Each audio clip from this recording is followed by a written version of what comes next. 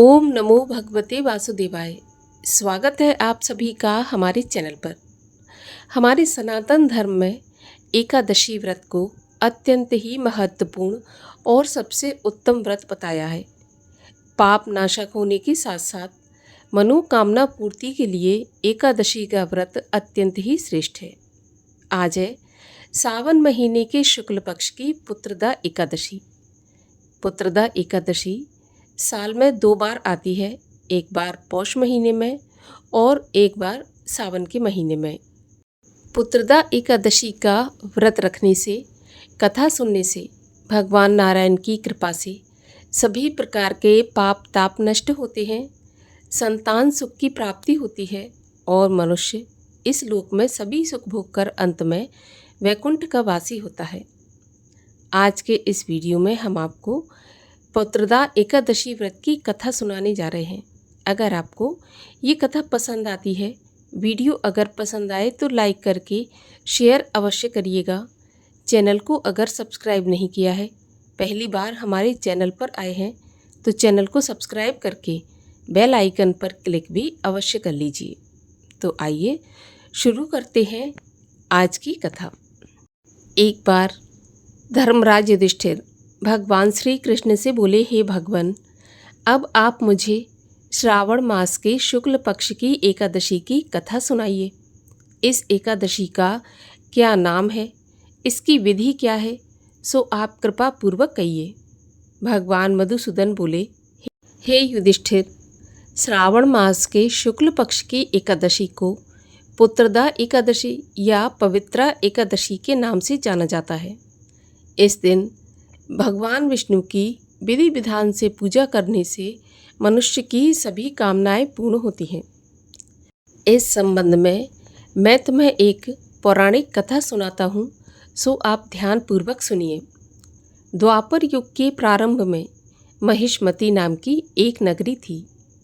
उस नगरी में महाजित नाम का एक राजा राज्य किया करता था। वह राजा अपनी प्रजा का हमेशा ध्यान रखता था। उसके राज्य में कोई भी दुखी नहीं था, लेकिन वह राजा बहुत दुखी था क्योंकि वह पुत्रहीन था, इसीलिए सदैव दुखी रहता था। उसे वह राज्य कष्टदायक प्रतीत होता था क्योंकि पुत्र के बिना इस लोक और परलोक दोनों में सुख नहीं है। राजा ने पुत्र की प्राप्ति के बहुत से प्रयत्न किए, लेकिन वे सभी प्रयत्न निष्फल हो गए। जब वह राजा वृद्ध होने लगा तो उसकी चिंता और भी बढ़ने लगी। एक दिन उस राजा ने प्रजा को संबोधित करते हुए कहा कि ना तो मैंने अपने जीवन में कोई पाप किया है और ना अन्यायपूर्वक प्रजा से धन इकट्ठा किया है, ना मैंने किसी देवता और ब्राह्मणों का धन छीना है और ना ही किसी की धरोहर ही मारी है। मैंने सदैव प्रजा को पुत्र की तरह पाला। मैंने सदैव अपराधियों को दंड दिए हैं। मैंने कभी किसी से राग द्वेष नहीं किया है, सबको एक समान माना है। इस प्रकार धर्मयुक्त राज्य करने पर भी मैं इस समय महान दुख पा रहा हूँ। सो इसका क्या कारण है, मेरी कुछ भी समझ में नहीं आ रहा।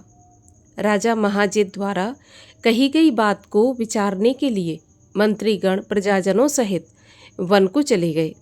वहाँ वन में जाकर उन्होंने बड़े बड़े ऋषि मुनियों के दर्शन किए। उस स्थान पर उन्होंने बहुत ही वयोवृद्ध और धर्म के ज्ञाता महर्षि लोमश जी के दर्शन किए।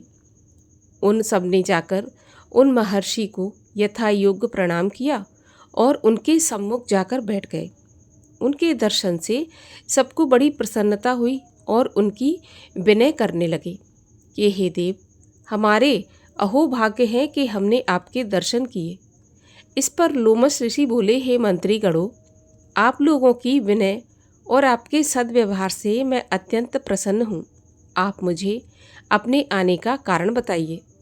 मैं आपके कार्य को अपनी शक्ति के अनुसार अवश्य ही करूँगा, क्योंकि हमारा शरीर ही परोपकार के लिए बना है, इसमें किंचित मात्र भी संदेह नहीं है।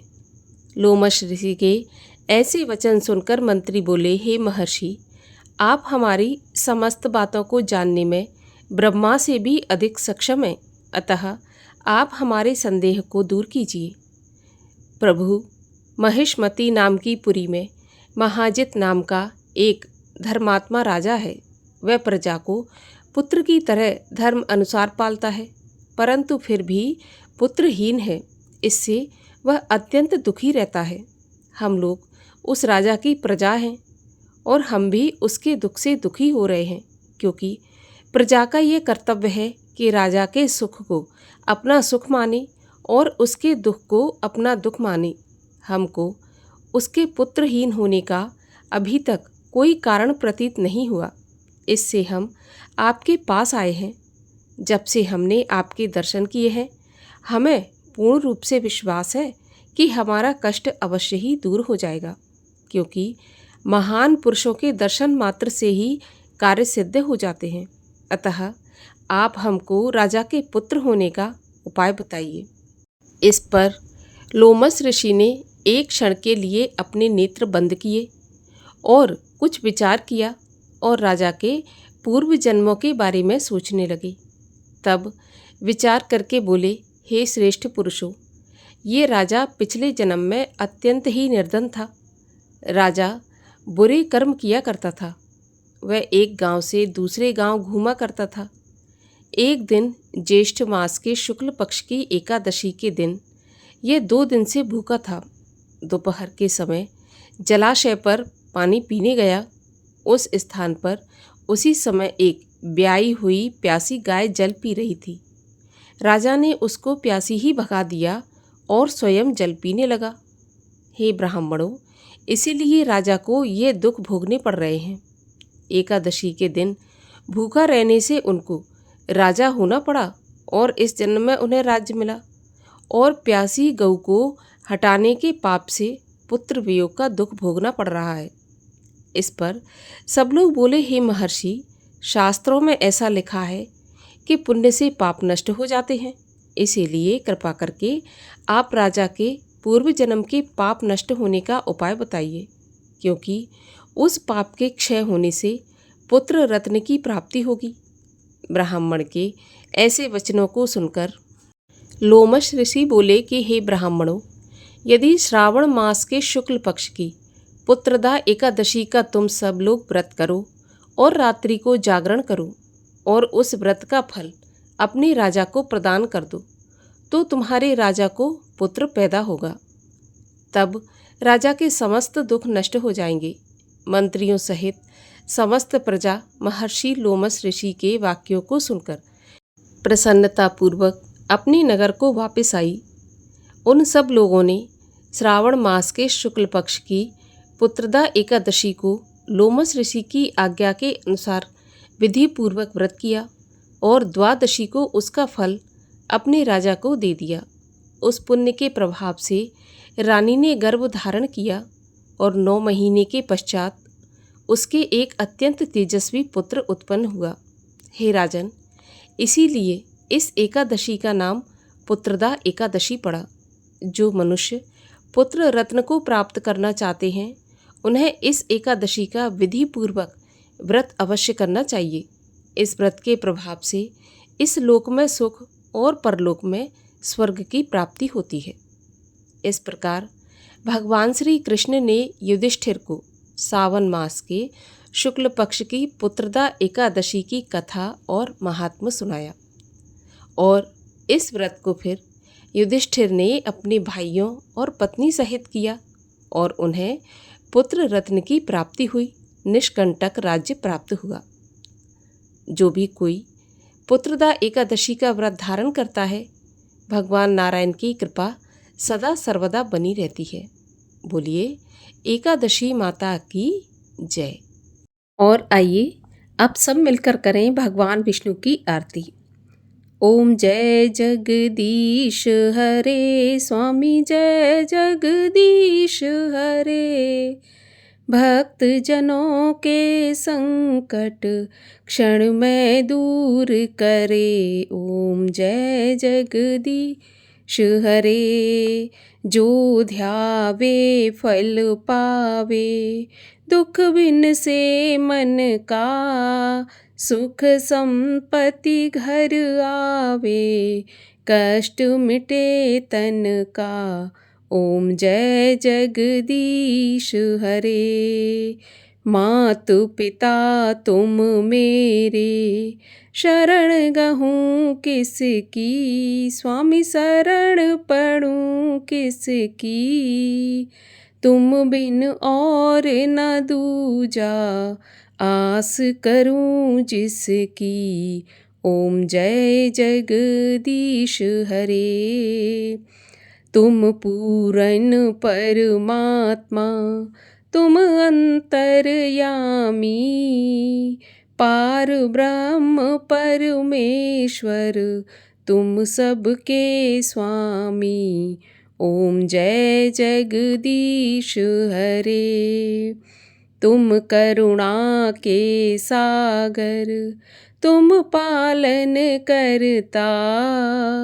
मैं सेवक तुम स्वामी, मैं मूरख खल कामी। कृपा करो भरता। ओम जय जगदीश हरे।